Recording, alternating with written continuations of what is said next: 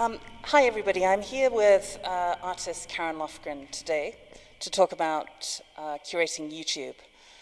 Before we go any further, I'd just like to say a very big thank you to Ian Irvine. He created the YouTube video that you just saw. He is an independent curator working in Aberdeen, Scotland, and also a scholar. Please check out his website, he's done some brilliant work.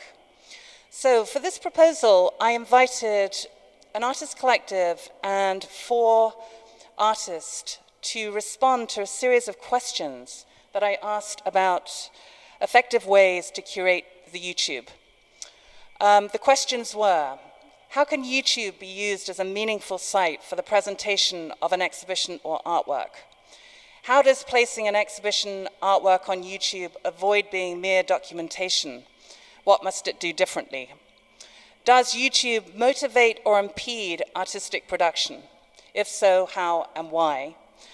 Does YouTube inspire a particular type of artistic expression, activist, relational, performative, and again, if so, why?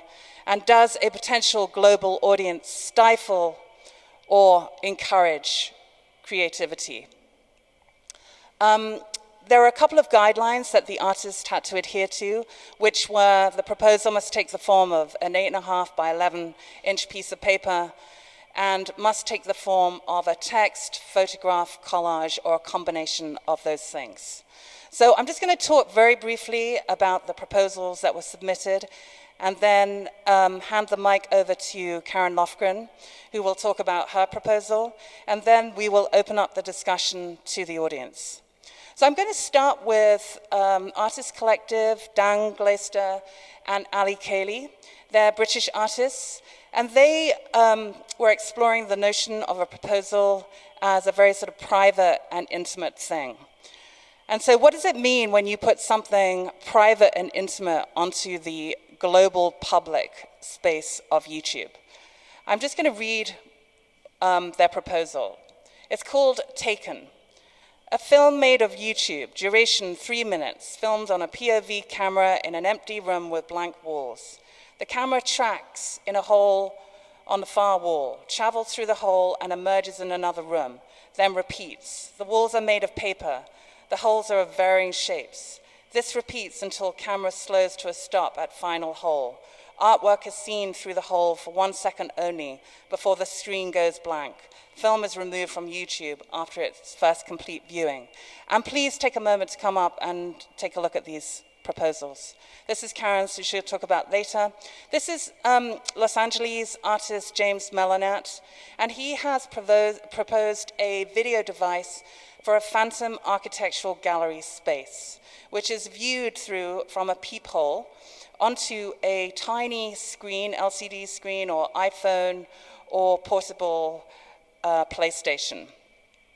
The gallery itself, or the site itself, becomes not only an artwork in its own right, but also an alternative viewing space for art, and challenges the conventional gallery space.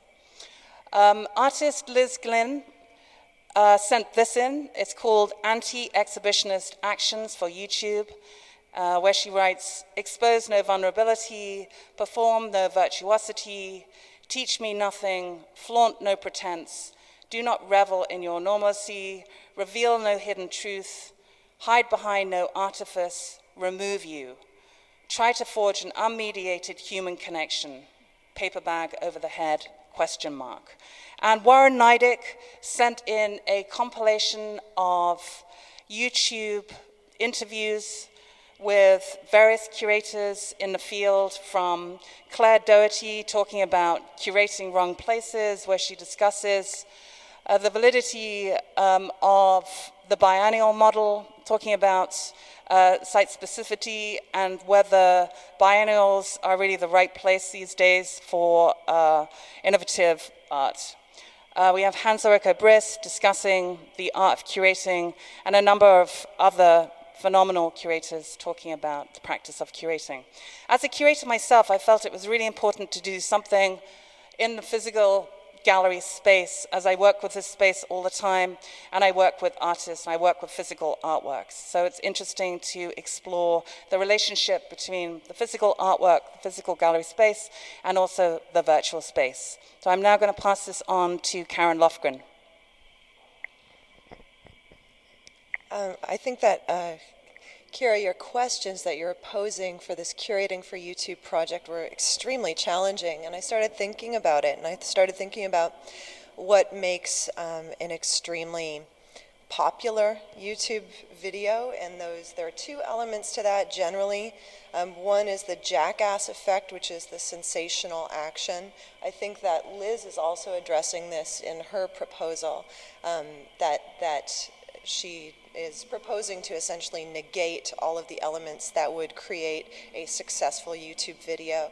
So one is this very sensationalist element, and the other one is the public confessional element of YouTube, which is treating the camera as your confessor and exposing your deepest fears and secrets, and maybe hoping that somebody out there will connect with you and send some response, post some response that they have a similar experience too.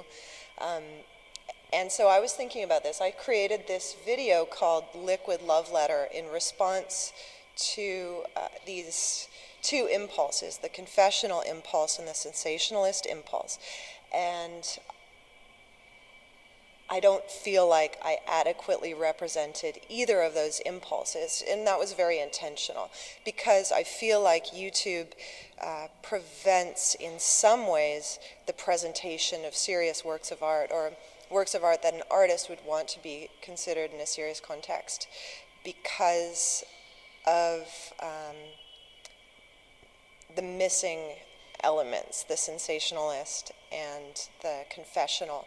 So I made something that's mildly sensational and mildly confessional that ends up being this very, very minimalist found gesture that does actually negate the possibility for it being a successful video on YouTube. But to me, it means that it has become a successful representation of an idea for me.